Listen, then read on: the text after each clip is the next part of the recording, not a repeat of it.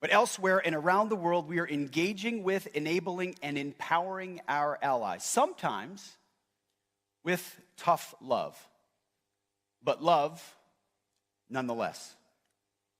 We're pushing our allies in Europe to own more of their own security, to invest in their defense, things that are long overdue.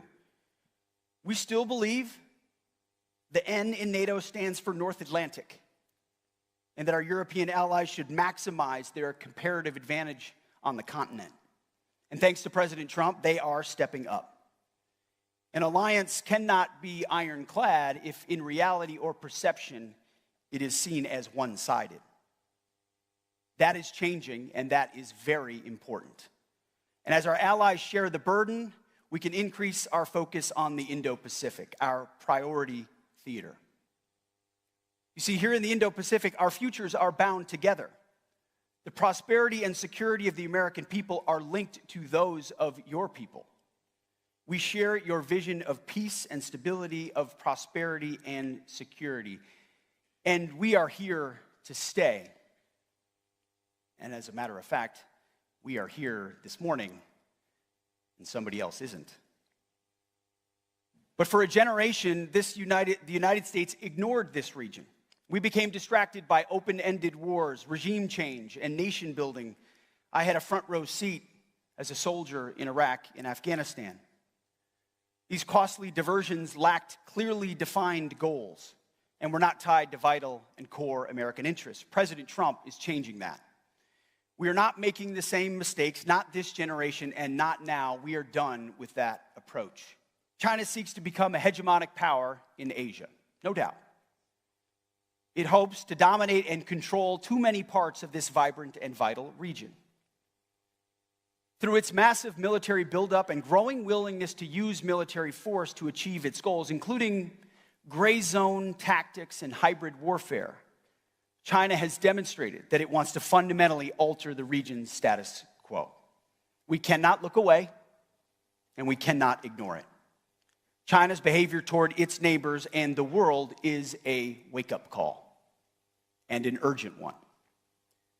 China uses its vast and sophisticated cyber capabilities to steal technology and attack critical infrastructure in your countries and in the United States as well. These actions not only compromise our countries, but endanger the lives of our citizens.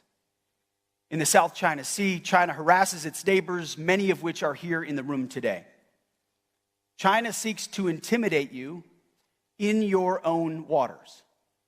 We've all seen the videos and pictures of water cannons and ship-to-ship collisions and illegal boardings at sea. We're also seeing the illegal seizing and militarizing of lands in the South China Sea.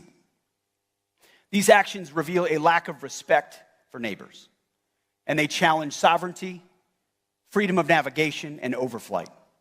We are watching very closely China's destabilizing actions.